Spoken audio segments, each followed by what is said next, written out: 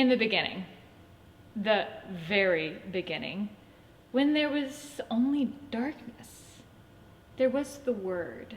The Word was there in the beginning. The Word was with God. The Word was God. The Word was life.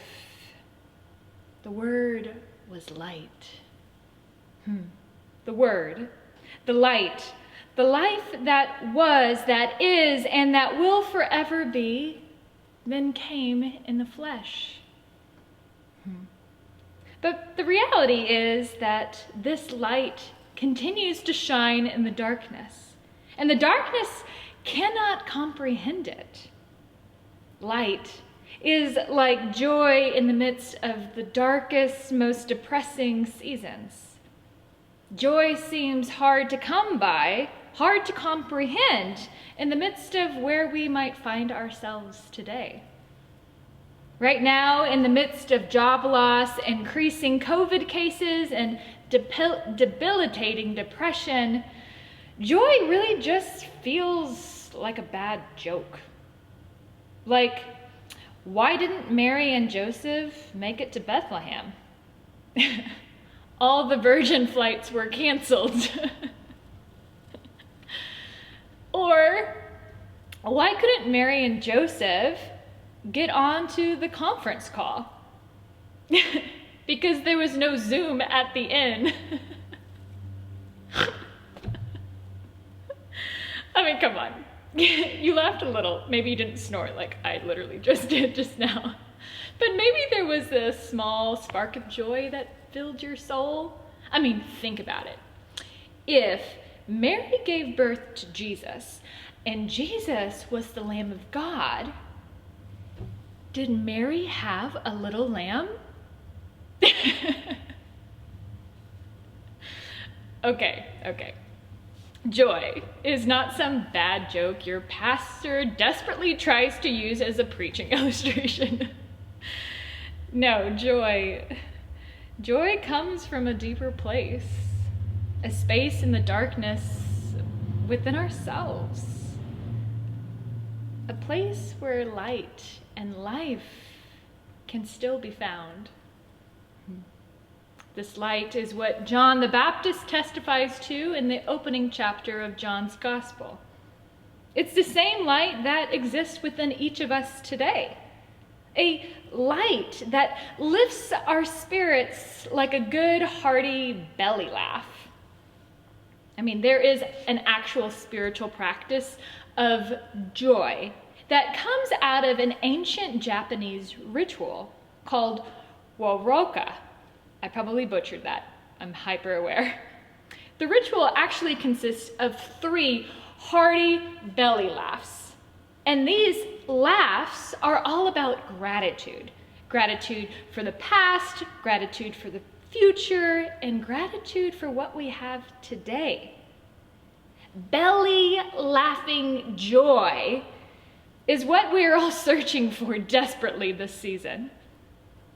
We all have those people in our lives who actually can make us laugh, that jostle our spirits with a story or phrase or some sarcastic wit that causes our bodies to wiggle with joy. My family is full of very funny people. I get to FaceTime with my family every Monday night at 7:30. And yes, it is a circus of overwhelming proportions and personalities, and yet they always fill my belly with deep, deep joy. Throughout my entire life, my family has brought me a great deal of joy, along with a good dose of insanity too. I remember one winter. We were living in Denver, Colorado, and it must have been around Christmas or something. It was very cold. My mom had to work late, and my dad thought it would be a great idea to make this big pot of stew before she got home. So while the stew is cooking, he somehow gets distracted, probably by my brothers and I breaking something in the living room next door. So the stew ends up burning. Oh, and like the most terrible smell filled the house. So in my dad's panic, he's like, I gotta get rid of this stew before your mom gets home. So he decides to pour the burnt stew down the sink in the kitchen. Ugh. So you can imagine, the drain is clogged to a disgusting proportional level. So he felt that he could get rid of this burnt meat, this roadkill carrot, this undigestible potato by plunging it back up through the sink. So he calls my older brother into the kitchen. I kid you not. Dexter, bless his heart, has to, with both hands, hold back this terrible amount of bits down one side of the drink, while my father is using a toilet plunger to plunge, suction out this disgusting sour stew like some elderly woman churning butter. My little brother and I had the very important role to watch out for my mother, and we got to observe the insanity taking place in the kitchen. And I kid you not, a few seconds before my mom gets home, we suddenly hear Dexter shouting, I can't hold it in, I can't hold it in. My dad is just keeps plunging and plunging until suddenly there is this eruption in the kitchen of sour stew that blast all over everyone. It was like some scene from Exorcisms, and this demonic dinner is just coming back to life. My little brother and I watch how the stew covers the ceilings, cover the fridge, cover my brother, cover my dog, who is somehow still enjoying the stew.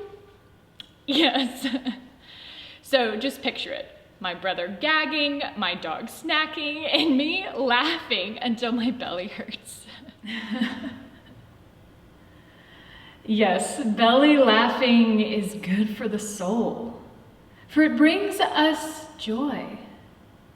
For there is so much these days that will try and rob us of our joy. Evil is a reality that filters into our spirit, that keeps out the good God-given joy from lighting up our lives. In the season 3 of the Coen Brothers TV series, Fargo, the chief villain says, the problem is not that there is evil in the world. The problem is that there is good. Because otherwise, who would care? The problem for evil is that there is a problem of good. That the good exists. I mean, evil is happy when good keeps its distance. In the beginning, well, a little after the beginning, evil was given a foothold, and the world suddenly turned upside down. John's gospel begins way before the manger scene, way before Jesus and John the Baptist ever stood on earth, way before Mary and Joseph and even that heavenly host. John's gospel begins at the beginning of it all, when the world was created right side up. In the beginning was the Word, and all creation was a witness to this Word, witnessing hope, peace, joy, and love. John's opening scene is all about this very truth. The Word and the wisdom breaking forth into human reality, into our linear dimension, into our upside down world. But our world has been upside down for far too long, for so long that we believe it's actually right side up. I mean, this is what makes that villain in Fargo right. The problem in our topsy-turvy world is not evil, but good. If the world is upside down, then evil sits on top, hoping no one cares.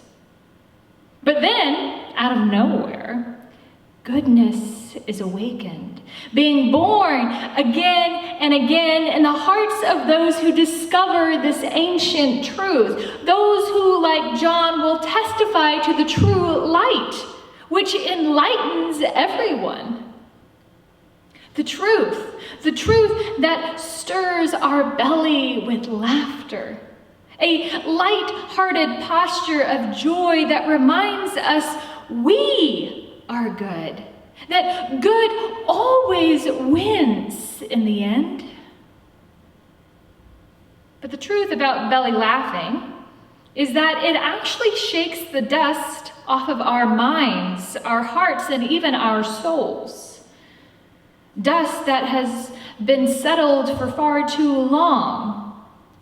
Dust that resembles apathy and depression. Dust that causes our spirits to lose that youthful, childlike vitality. Dust that needs a full body belly laugh. So a few weeks ago, during one of my family Zoom reunions on Monday night, we are being told jokes by my precious niece, Winnie. And she has got us all just rolling on the ground laughing with the cheesiest jokes possible.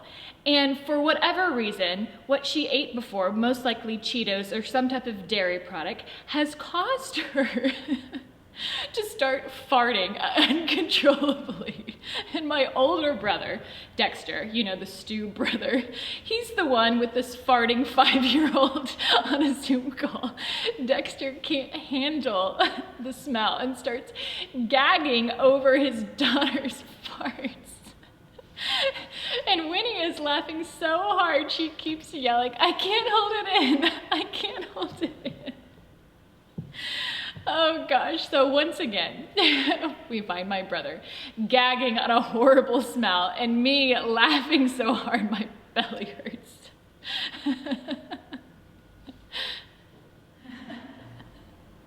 Laughing not only lifts our spirits with joy, but lifts those lies that embedded themselves in our lives for far too long, like the lie of apathy, that tells us to sit back and do nothing, that says you can't solve any of the problems of the world, so why even try?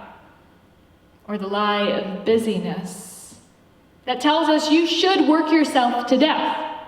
Everyone will respect you if you are in high demand, stretching your soul far beyond your own reach. Or even the lie of hoarding, that tells you to keep all that you can because there is not enough to go around. That tells you to keep stocking up on all of your money, your food, your resources, forgetting that others will go without if you keep too much. It can be scary, realizing how much we still have to learn. How much we actually don't know about the truth of who Jesus was and is. But then, out of nowhere, like a fart coming with laughter, joy comes with God's truth. Truth that sparks in our belly and bursts out onto others. Joy that reminds us to be grateful for what we have, and to know that we have enough right now. Joy that puts on skin and reminds us of God's goodness. The first 4 verses of John's Gospel is what some theologians call the threshold of beginnings. And the birth of Christ is how the world crosses over another threshold of being with God. Jesus Christ, God with skin on, is the hope, the peace, the joy, the love that we can experience in flesh and blood. In Luke's Gospel, he begins with a cast of thousands, but here in John's Gospel, he only has 3 members of the cast: God, the creator of the universe, the Word, Logos, or reason and wisdom, and then there is John the Baptist, a mere mortal. The divine and the human are coming together, giving birth to God's goodness in the flesh. We mere mortals are partners with God and have been given this opportunity to give joy generously and abundantly, even in the midst of pain and sorrow and sadness and loneliness. We are reminded of this very joy by Barbara Todd in our worship today. She says, joy as I age, aching bones, illnesses, friends and family aging, many are gone. The house seems so empty and lonely. But wait, a strobe light is going off, and God causes us to remember all the wonderful joys that God has provided us. Joy